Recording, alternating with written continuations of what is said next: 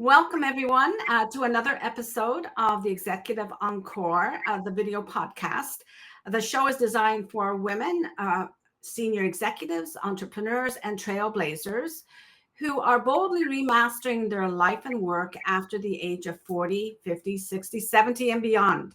I'm Patricia, and today's conversation will empower you to look beneath the surface of your life and work to build the foundation for your Executive Encore, to prevent potential issues and ensuring that you feel successful. So my guest today is Jennifer, who is co-founder and CMO of Beacon Media Plus Marketing. Jennifer is known for her candid insight and unwavering dedication to empowering others to lead with clarity, self-trust, and super strategy.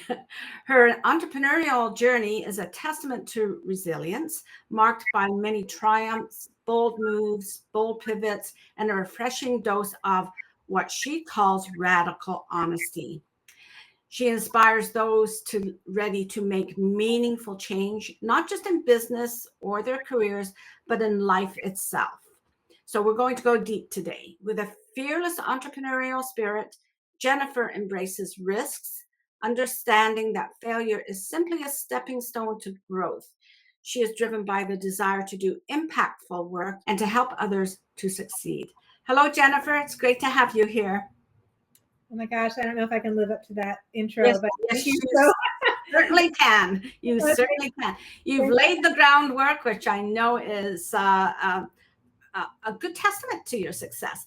So let's begin with a theme that's both personal and universal. Yes. The power of self-awareness and radical honesty. You have talked about these qualities that have influenced your growth professionally and personally. How can women at every stage cultivate the courage to look inward, embrace their strengths, and face challenges head on? It's such a good question. And I'll start with, I think the reason I feel like I am an expert at this now is because I didn't do this earlier in my life, and it led to a lot of failure and a lot of challenges. And so I've seen it from the other side when you don't do it. And that is just not the way to live life. And it's certainly not the way to grow a successful business. Mm-hmm. So my greatest advice on this piece of it is that, once you really understand that your business cannot outgrow your own personal development, your own character, who you are as a person, whatever issues that you have concerning money or concerning, self-worth or any of those things are going to show up in your business decisions, how you price things, how you do all of those things. And I know there's a lot of talk around mindset.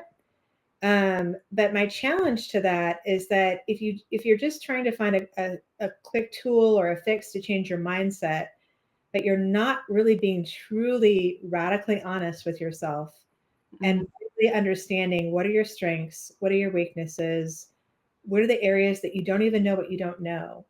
Mm-hmm. How are you open to hearing from other people who might be ahead of you, who might be have accomplished things that you want to get to? Are you humble enough to listen to those pieces of advice? Mm-hmm. And are you willing to do the deeper work? Mm-hmm. It just feels very counterintuitive as an entrepreneur. I understand this because you just want to go, you want to build, you want to grow. Like those are all wonderful things. But if your foundation is not solid, if you're not, there's many ways you can do this. You can do therapy, you can have faith community, you can have, friends that hold you accountable. You can read books. For me, it's a combination of all of those things. Mm-hmm. People in my Mm-hmm. life that I can call and say, hey, I think I might be kind of off on this. And they're going to tell me the truth. They're Mm-hmm. not going to varnish it. So that helps with the blind spots. But Mm-hmm. the first thing you have to recognize is that all of those things that you're dealing with are going to affect your business. So the sooner you can deal with them or work through them, the better. Mm-hmm. I find it so interesting that a few of my guests have mentioned mindsets as being not a quick fix, but something that we think will fix everything, right?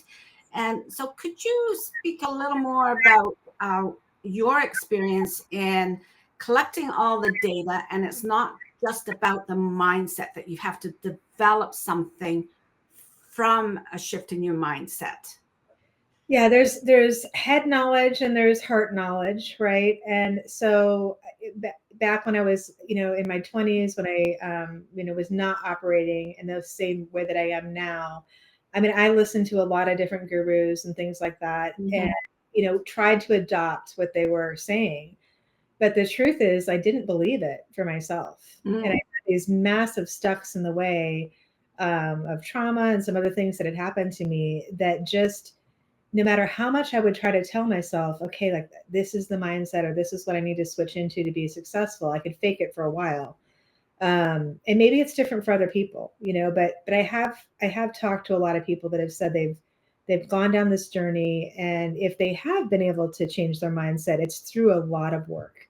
It's Yes. through a lot of deep work, and really they're going on that same journey that I'm talking about, which is going deep with yourself, having people that are very honest in your life, being willing to show up in really hard conversations. Hmm. Think about if you're somebody who struggles with rejection, and the first time you have a client that, really rejects your work or is not happy with what you're doing, all of those feelings are going to show up in that conversation. Hmm. Hmm. Experience that. So I'm not saying mindset cannot work or you can't approach it from that way. What I have found more successful, though, for myself is really going more the internal route. So Hmm.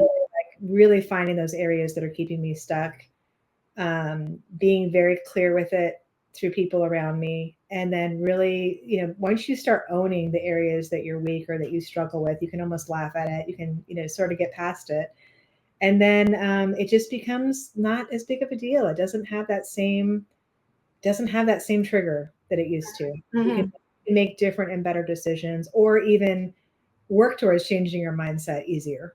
Yes, yes. Because building that foundation will give you the foundation, the strength to be able to take in that information from a new mindset, like trusting yourself to do that appropriately, right? So Yes. that's a great segue into our next talking point, and that's about business in particular, but it can apply to our life as well. And that's the importance of operations and the practical foundations that keep business strong. Um, and not just a pivot, but so that they have sustainability when you implement them. Jennifer, what would you say to women business owners, entrepreneurs, and professionals in our audience about getting a firm grip on the basics of their business and maybe their life? But let's look at business, especially the accounting or like financial, the legal part, and the operations. I love this subject because this was, always has been my biggest weakness. And for a long time, I thought it was, just me. But what I have noticed is that women in business, you see a lot of women talking about the marketing and like the making things pretty and the brand and all of those. And it's funny because like that is the profession I'm in. Like I do digital marketing. Yeah, you do that. Right? But I mean, I have come to very much understand like that is without the other pieces, without like clear systems and operations and really doing the hard work. I know it's not sexy and not fun for a lot of people, but you cannot minimize this. You will never be able to scale your way out. Hmm. You'll be able to scale your way up in a business if you're just focusing on the sales, the marketing, I mean, I don't want to call it fluff, but it's more that exterior. It's almost like you're so focused on the outside of how your cake looks, you're not paying attention to what your cake actually tastes like on the inside. Mm. And so I don't know kind of how we got here as women. I think maybe it just is a little bit the way we're designed to, we're, in general, we're more focused on some of those pieces, but it's, even if you're not comfortable with it or it's not your favorite thing, like it's not my favorite thing to do bookkeeping or to focus on operations. I'm probably not the best at it, but you have to get to the point where you are willing to understand that you have to have an expert in that position. So that's Hmm. going to be you. You're not willing to learn it. The pain of not doing it is going to be tremendous if you don't focus on it from the very beginning. So Yeah. I can't say enough about it. I have incredible people in my life, both with Beacon and my husband's business, that's all they focus on, and they love it and they care about it. And I have so much respect for people. That is what they do. Mm-hmm. Mm-hmm. But I will say one more thing. I'm curious your opinion on this. I think you have to learn it enough to know what to look for. Yeah. Yeah. Do you want me to speak to that? Because as I was listening to you, you were saying you don't have to be the expert. No, you don't have to be the expert, but you are the person who is ultimately responsible for success or failure. So you cannot take your eyes off certain things. Yes. I know some personal stories from business owners and all the great stuff that we all want to do, and but she was not keeping an eye on the numbers, and actually she was not keeping an eye on the custodian of those numbers. And one day she went in and someone had absconded with everything. So it can be that serious, right?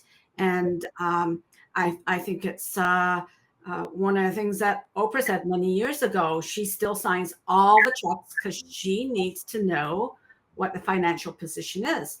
She may not need to know the analysis of everything, but she needs to know the basics. And I agree with that. So that's my take. Yeah, and I think that back to what we were talking about with the radical honesty, that because this does seem to be an area that a lot of women, I mean, I've heard story after story after story and have experienced it myself, didn't handle this well. Back to that work that you need to do, what is holding you back from that? What is basically that lie or that mental position that you think that you're not going to be able to understand finances, or that this is going to be too hard, or it's just not your thing. If you're going to go into a business and scale a business, it has to be your thing. Yeah. You don't have to do it all the time, right? But you do have to understand it.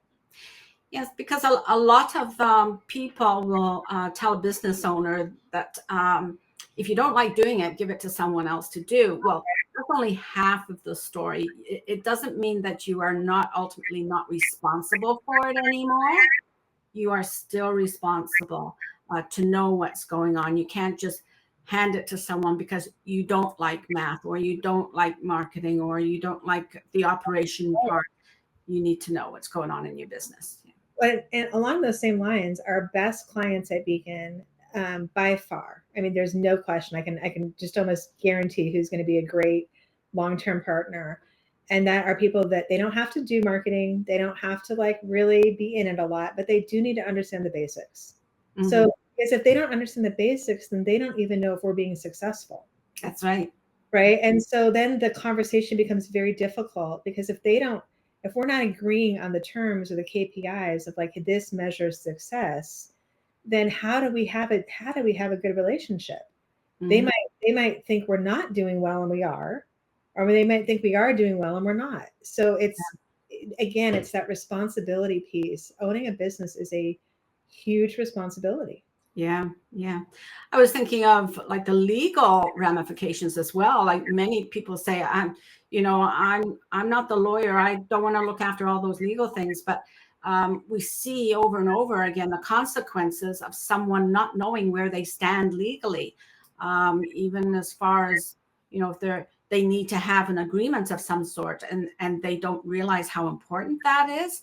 How they can actually get themselves and their business into a lot of legal problems if they at least don't know or don't participate in those decisions. And I see that quite often. Yeah. Mm-hmm. Yeah. Okay, so let's get beyond the surface, the data, the finances, and structural growth. Many women owners, entrepreneurs, and professionals are brilliant at coming up with fresh ideas. And we've touched on it a little bit, the stunning branding, but they often shy away from focusing on, and you mentioned this, the data that drives the sustainable business. What patterns do you see, other than what you've spoken about before, about patterns in data? Oh my gosh. So I am one of those, just women that love data. I've been this way since I was 16. I was on a computer at 16, the only girl in our computer class. The thing I love about data is that it's telling a story. And I think people forget that. They think of it again like that kind of, oh, it's math or it's, complicated or whatever, but really that's what it's doing. It's telling a story. So that's why I love it so much, because it's the real story. It's not the story that people tell you. It's actually what they do. So that's why I love data so much, because in marketing, you can think an idea is great, and ideas in this world that we're in today are many people have ideas. Chat GPT has ideas. Lots of people can throw out ideas. It really comes down to the execution and then be able to see if that idea is sustainable. So what data will tell me is that, I think based on maybe past experience or my, 20 plus years as a marketer, that this type of messaging is going to work really well. Like this is really speaking to the audience that I'm trying to. And data will tell me that didn't work at all and something totally different did. And so that will allow me to really look at, okay, I guess there's a piece of this audience that I don't really understand, and I really look at each piece of data as a person. So it's like that they're telling me the story of what they really care about. So that's one thing. And as entrepreneurs, I know this can be really difficult because we have our ideas of what we think is great. And that's part of what makes us entrepreneurs. We want to build something. Yeah. But if what you're building is not aligned with who you're trying to serve, then you're not going to have a successful business. I think it's a dance between, you building something that you're passionate about and that you care about and you believe will do well, but then also listening is a big component. I would say it's even 80-20. 80% should be spent on listening to your clients and listening to what they care about and what's important to them. And then 20% is on you getting to interject your part of it, right? If you want to really grow. The other thing that data tells me, and it's one of my favorite things, I could spend all day on this, but I love looking at like data on websites. So everybody wants, most people want to build this beautiful website and they have all these ideas about it. But when I look at the data, I can see in the back end, well, this person clicked here and this person did this, or this person went to this page and they clicked off and they didn't respond to that page at all, or they didn't find what they were looking for. Again, data is telling you the real story, not what people are telling you. Because people might tell you your website's beautiful and it's wonderful and it's working, and you might feel that way, right? But if you're not getting, over 2% conversions, your website's not working. So that's that's what I love. I love that combination, and I really do see it as me getting to almost like peek behind the hood and really see how people react, what they care about, and what they're doing, not what they say. Yeah. I love what you said about shifting our attention by looking at that data as a person rather than looking at data. Like that might be what helps many people shift their perspective about data, that this is actually people responding to whatever we're putting out there, and is it doing its work, right? Right. Hmm. And there can be many reasons. Like I think what I've seen is, sometimes a business owner will take it really personally. Or Yeah. let's just be real. Like a lot of what's put out there that we hear about like data stories are actually lies. So like, let's take podcasts, for example, right? Like the top 10% of podcasts have basically like 500 listeners. But you would think based on like what we hear and like what's put out there that like the top 10% would have maybe like 10,000. Yeah. Right. Okay. So people are telling stories that really are not true. And so instead of worrying about, maybe it's not what you thought it was going to be, look at the reality and then you can build something off of that. Yeah, and look at the impact as well. I agree with you there, because I get asked all the time about viewership and things like that, about how many followers you have. Well, this is a very narrow niche, so I don't expect to have the followers of some of the influencers, right? Right. But then there's also the question behind those numbers. Sometimes are just numbers. They're not really showing impact, because a person can be a subscriber for many years and you may not have any impact on them whatsoever. They just haven't decided to click unsubscribe, right? So like what you say, there's a lot of lies or falsehoods around how you can be successful or what success looks like. It's I know a lot of women that I speak to, it's about their impact. Sometimes it's just the feeling of satisfaction that's the impact for them. It's not necessarily dollars and cents. Like there's some projects that are passion projects for a reason, right? Right. And it's still that it's still adding value to the audience, but not necessarily bringing in revenues, right? So yeah, yeah. Okay, before we close, is there anything else that you want to add that we have not spoken about? Oh my goodness. I think, I mean, not to harp on it, but I do think the biggest lesson that I've learned, I had a business that I grew pretty big in my 20s, and then it failed. And then, being this round that I'm in now, these last 13 years, the biggest lesson that I've really learned though is that when I'm working on myself, and it can be, reading a great business book, it can be talking to somebody like you, really, like I'm learning something just from this conversation.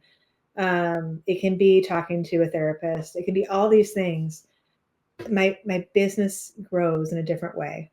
It's like those are the things that I need to do every day, the things I need to be focused on every day. And it allows me to be in a place to make really good decisions, and to be able to handle the enormous responsibility and Mm-hmm. stresses that come from owning a business.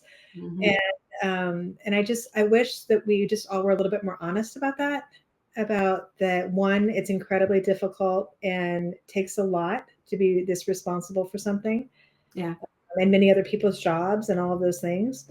Mm-hmm. Um, but that there are foundational principles of working on yourself and growing yourself that do make all of that better. Mm-hmm.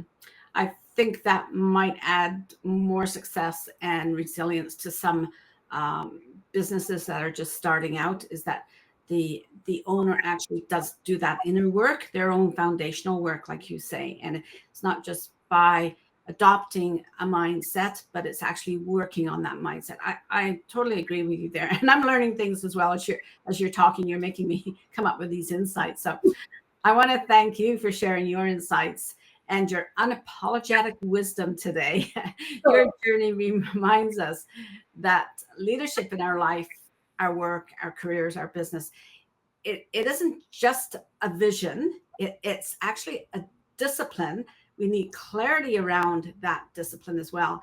And plus the courage to keep growing from the inside, the inner work out, okay, rather than it being out and how we feel about how we're showing up Yeah. to the world is about doing the inner work. To everyone listening, now is your time. So lean into your self awareness, strengthen your personal and your business foundation if you own a business, and let real data, not just the big ideas, guide your growth. I hope you've been listening to that distinction there. Um, and define what your encore looks like. For many of you, you are moving into another phase of your business, or there could be some senior executives that are working for corporations that are looking into their next move. And think about if a business is part of your, or even a passion project, uh, work on your inner work so that you get more satisfaction and more impact from that. So, Jennifer, I want to encourage our listeners to connect with you. So, in the show notes, apart from in the ticker as well, in the show notes, we will be putting in your website, your social media platforms. And so, everyone who's listening, you'll be able to connect with Jennifer to add value for our listeners today. Jennifer, do you have a specific call to action to motivate someone to connect with you? I always give a 15-minute free, call of anybody who literally just wants to talk shop. So I have found 15 minutes can be just exactly what somebody needs. And I wish I had that when I had my first business, and even starting this one. Can I just call somebody who might be able to answer this question? Yeah, Uh, yeah. so I'm not saying I will always have the answer, but I've been doing this long enough. I usually will know who does have the answer if I don't. And I love helping and sharing that way. So I mean this legitimately. Like it really makes me happier to be able to do this. So Mhm. Anyone who wants to reach out on LinkedIn, to my LinkedIn profile, and just send me a DM that, hey, I saw you on the show, and would love to take 15 minutes. I will make it happen. That's great. So for everyone who's watching or listening, if today's episode resonated with you, please share it with a friend, a colleague, or another high-achieving woman who would benefit from the conversation, the points that have come out and the insights that have come out from speaking with Jennifer. It's an important message for remastering life and work and creating the reality that we all desire. This podcast is produced by Maestro Quality, which is a part of the Executive Encore program, and is hosted by myself, Patricia Muir. Please subscribe to the Executive Encore on YouTube and Spotify and wherever you get your podcasts for more insight, conversations, and inspiration on transformation. Please add your comments to the channels to have your voice matter. That's what this channel is all about, is to validate your choices and to give you a voice. So please leave us a review and share this episode with other women in your network. This is a small but mighty network. Again, not huge numbers, but it's mighty. It's a mighty network of women executives and entrepreneurs who need to feel that they're visible, and to others on podcasts and YouTube who could benefit. Subscribe to the Encore newsletter today, and you'll be able to read more about Jennifer. I will be pulling together a blog this week based on the conversation Jennifer and I have just had, and it will be published along with a copy of this video as well in the newsletter this Sunday, July 13th. So please subscribe now so that you can go through the whole process and see how the impact just grows with Jennifer's message. When you subscribe to the newsletter, you'll also receive the VIP access to resources and offers that podcast guests provide on a very private members and subscribers page. So I'll be speaking to Jennifer about maybe something a little additional to the 15 minutes. Maybe Jennifer will be willing to do that. She may have a particular book that she loves, anything like that. So please visit the website, read the blog, weekly blog, and follow me on LinkedIn and subscribe on YouTube. Until next time, remember, this is where your Executive Encore begins. This is where you start to live, work, and lead differently in a healthy mindset of self-trust. Take care of yourself, do what's best for you, and don't jeopardize what you've built for yourself. Have a great day.